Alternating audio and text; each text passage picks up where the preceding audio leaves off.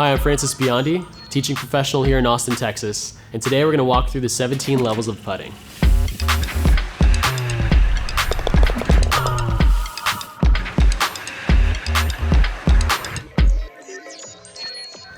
Putting is unique to every player. It's a science and an art form. So we're going to talk about that today, and hopefully I can show you how you can be better on the green. All right, so this is my putter.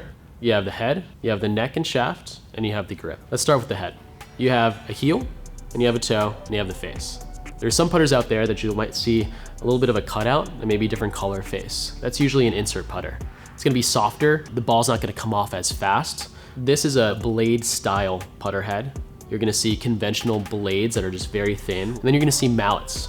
The larger the putter head, the more weight there is at the end of it. It's a little bit easier to line up those putts with. There's no one way to putt. As I said, you're gonna find something that fits you really well. The shaft, the length of the shaft, it's gonna pertain to how tall we wanna stand over the putt, how short or hunched over we like to stand over the putt. So you're gonna find something that fits you best. And for me, I go for a traditional style pistol grip. It's gonna be flat on top. If you notice, it has kind of a little bow and a curve here. It just fits the palms really well. Some people like to have a large oversized grip for larger hands, or to take the hands out of the putt, totally fine. I think you find what suits you best and you rock it. Next thing we're gonna need, of course, is the golf ball. I personally like to draw a line on my golf ball.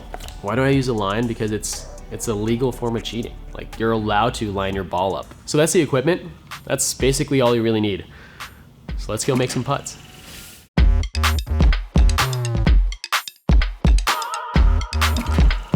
With gimmies and two-footers, you're typically looking at a pretty easy putt. If you're playing with friends, they'll give that putt to you, AKA gimme. Lay that putter down and see if that ball lies somewhere between the grip and the hole. If you're playing with some friends, they should give you that.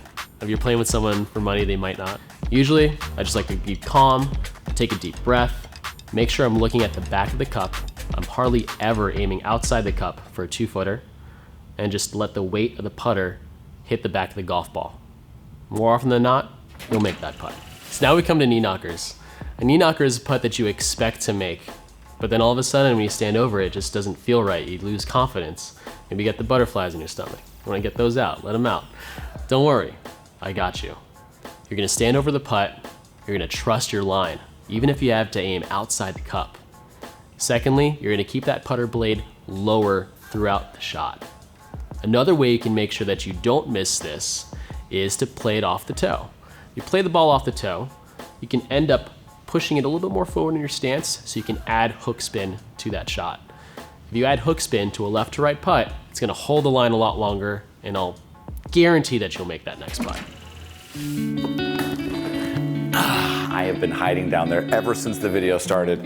I may not be in this video, thank you, Francis, but Athletic Greens and AG1 certainly is. They support what we do, so we support them. The main thing about Athletic Greens, as you know, I'm about to get healthy, and you're gonna watch this whole thing take place in less than a minute. Before I started working with Athletic Greens and AG1, I was a customer. I love the travel packs. And if you go to the link below, you're gonna get 5 free travel packs and a year's supply of D3K2. I'll tell you what, you go there, I'm gonna slam this, okay? I'll wait. Play some like elevator music.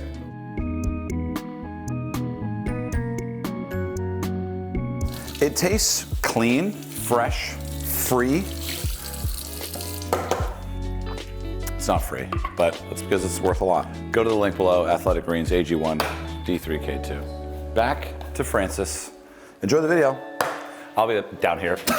So next we come to grain.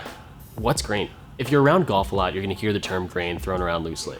Grain typically grows towards the setting sun. It typically grows towards the low point of every green complex. It grows towards the water. Next time you approach your putt, check the color of the grass between the ball and the cup.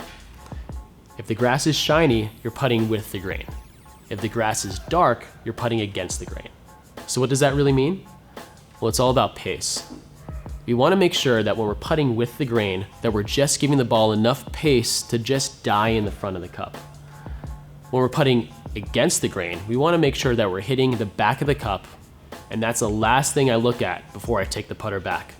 Because in my head, I'm just trying to give it enough pace enough speed to get over the front lip and hit the backboard so I make sure I don't leave this putt short. Now we come to the break. And this is the part of putting that I love the most because you can be a little bit more free-flowing, you can be more of an artist and feel these putts go into the hole. I use aim point, and with this method, I'm breaking this 30-foot putt into 3 different putts. I'm gonna start at the beginning, right by the ball. I'm gonna check to feel out with my feet where my weight is, left or right or left. I'm just judging to make sure that this is a left or right putt. I'm gonna then go to the second part of that hole, which is halfway up. I'm checking to make sure the slope is still the same, or if it's more or less. And the last putt that I check is that last 2 feet right before we get to the hole, because this is where it really counts. The ball is technically slowing up and it could break more off your line. Knowing that this is a left to right putt, and knowing it's a 3% putt, after hours and hours of trusting and practicing aim point, I'm throwing up 3 fingers, covering up the left side of the hole, because that's where I'm aiming out to. And what's great about this method is that I'm no longer caring about the curvature, about where this ball is going off. I'm just aiming at that one aim point, and in my head, it's a straight putt, because the ball is just gonna break off from there. When in Texas, we use the Texas wedge. What is that? That's the putter. We're gonna use that flat stick off the green because we're gonna try to stop ourselves from hitting a chunk, a duff, a skull, any of those bad shots that we don't wanna have happen during our round. So we take the putter out because more often than not, your worst putt is gonna be a lot better than your worst chip. So what I like to do is add a little bit of hand motion here, add some loft to that putter by letting the putter head pass my hands. So when I do that, essentially, the face is gonna be pointing more up to the sky, my hands are gonna be a little more loose, and that ball will start to jump a little bit more on top of this grass. For that first couple feet, you're gonna see it bump, but that's okay, because right after that, it will start to get a roll, and you're gonna get right next to that hole. And lucky enough, maybe you'll make it. Now we come to 10-footers. First of all, don't be so frustrated with yourself next time you miss a 10-footer in front of your friends, because the make percentage on tour is only 40%. And these players do it every day for a living. Now here are a few things that you can do to make sure that you are more confident next time you make this 10-foot putt. First thing I want to take a look at is the grip. So I like to hold the grip higher up in my hands. I don't have the grip sit down in my fingers because I don't want my wrist to rotate a lot. Now, everyone does it differently. You could find out the best way that suits you.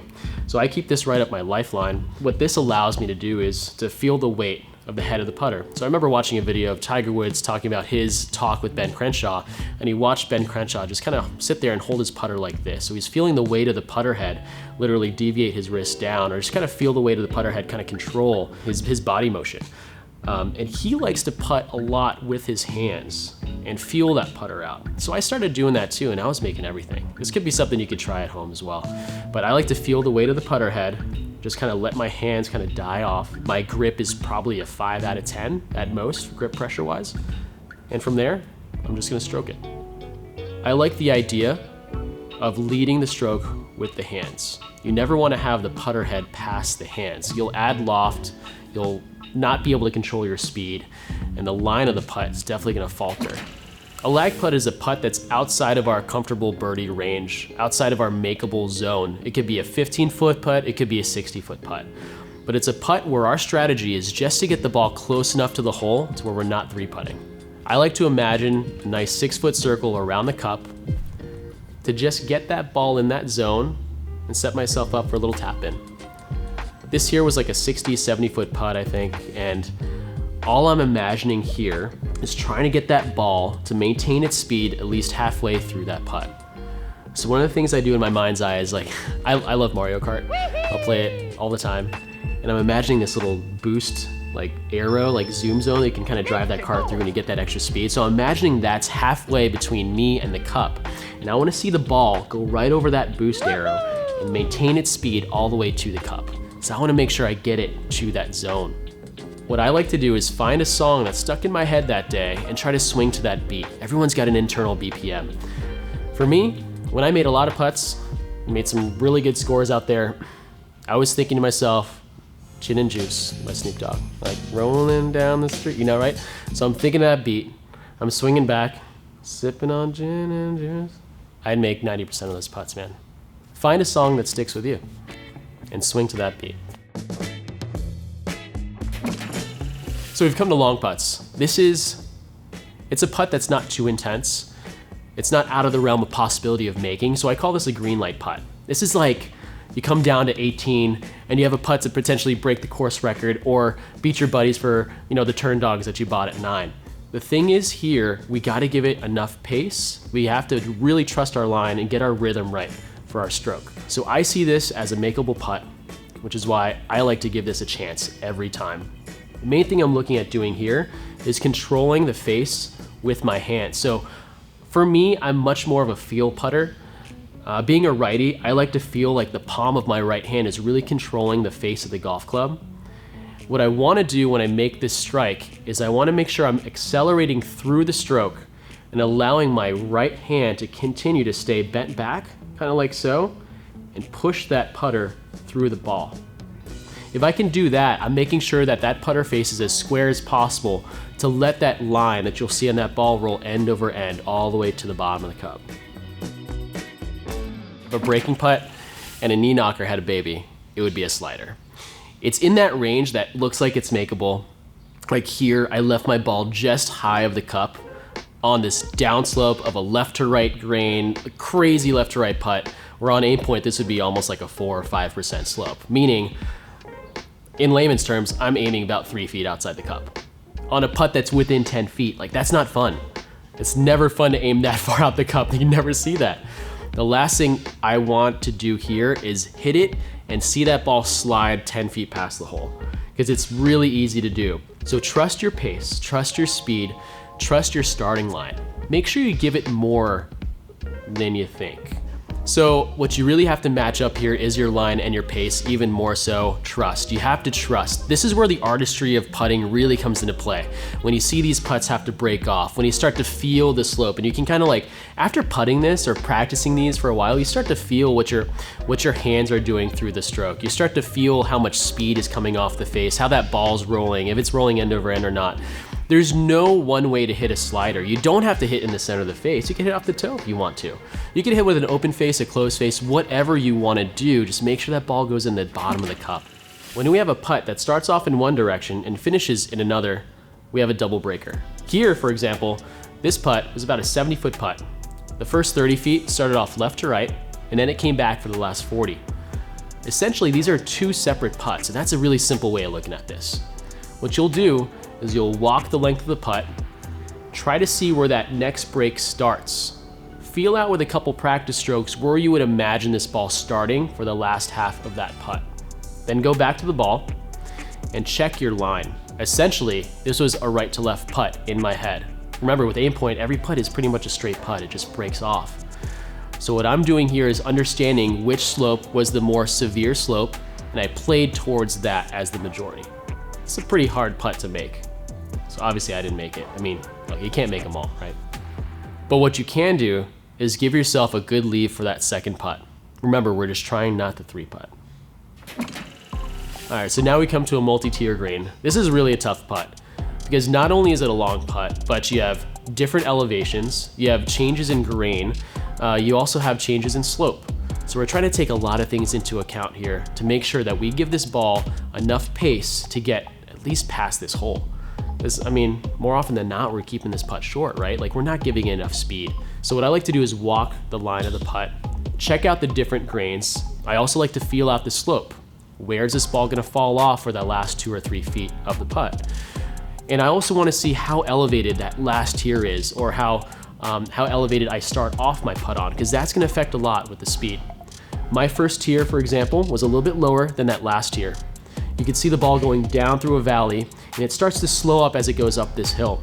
I had to give this ball enough speed to get up that last part of the hill, and as you can see here, I mean, honestly, I got lucky. There it is, ride the pony. Oh yeah. And here comes the DX, yeah, there we go. I'd give that a 9.5 out of 10.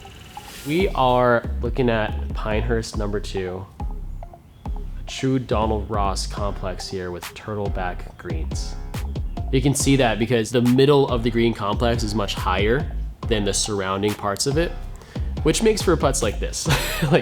This is so tough. But growing up in Florida, we played a lot of Donald Ross types of courses, and no one liked it.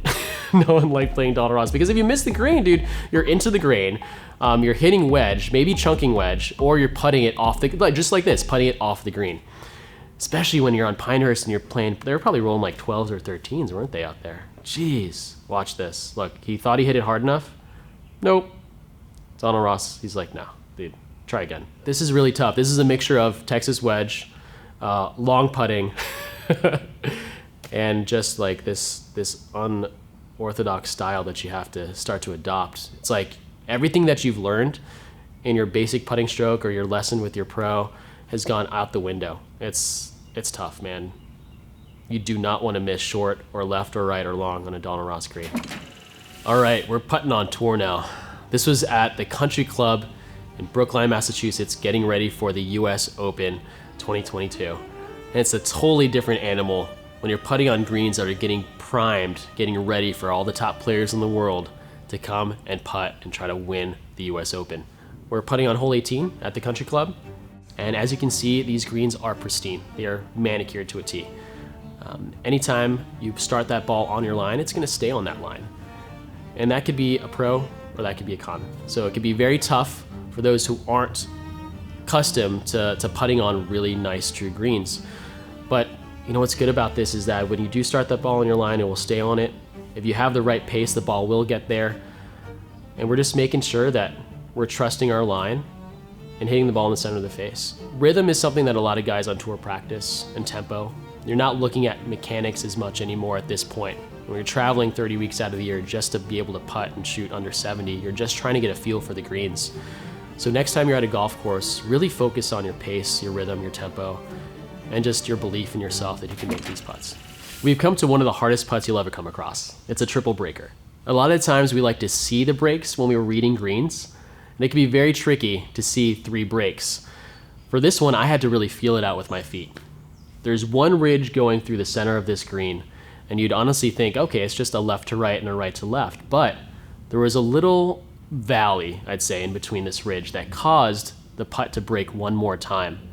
And if I didn't see that, this ball could have been 10 feet left of the hole. But by feeling out the length of the putt, feeling out every slope, we're able to gauge how far out to the left or how far out to the right we'd actually have to aim. And fortunately for this putt, I didn't aim that far outside the cup. I just let the ball do its thing over the 3 breaks, and you could see this start off to the left, go back to the right, go back to the left, and finish right in the cup. The tour make percentage here is 4% for 40 feet, and being that we were at about 60, it's probably about 2%. It's pretty good putt. Putting to win. Whether you're playing a match against your friends or playing in a tournament, it's all come down to this last stroke. How do you handle the pressure? Do you let the pressure handle you? Let's try to control a little bit of what's happening internally with a little breathing exercise that I like to do called square breathing. And I'll do this as a part of my pre-shot routine throughout my round of golf. So what we'll do here is we'll stand up straight or sit up straight. You can have your eyes open or closed, however you like to be relaxed. And we're gonna take a deep breath in for, let's say, 4 seconds. You're gonna hold that breath for 4 seconds. You're gonna exhale that breath for 4 seconds. And you're gonna hold that exhale for 4 seconds. And I want you to imagine like you're drawing a big square in your mind's eye, it's just right in front of you, as you're breathing in for 4 seconds each. And over time, what you'll feel is that you'll be a lot more calm, you'll be a lot less nervous over this putt, and then you'll be able to confidently make this stroke. Because I know you can do it. Johnny's saying there's no way you can make it from down there's there. no chance putting it. Little backstory on this clip. So Jack Nicklaus designed Harbor Shores. And at the 10th hole here, there used to be fairway going up right up to the green, pretty much right where Johnny Miller and Jack Nicklaus are standing right now. And he didn't want golfers to have to take a wedge out and try to chunk one up there and literally have a horrible experience on the 10th hole. And this is in true Jack Nicklaus style because a lot of his courses have undulations and you hardly ever find a flat spot. Yeah, show me how to do it.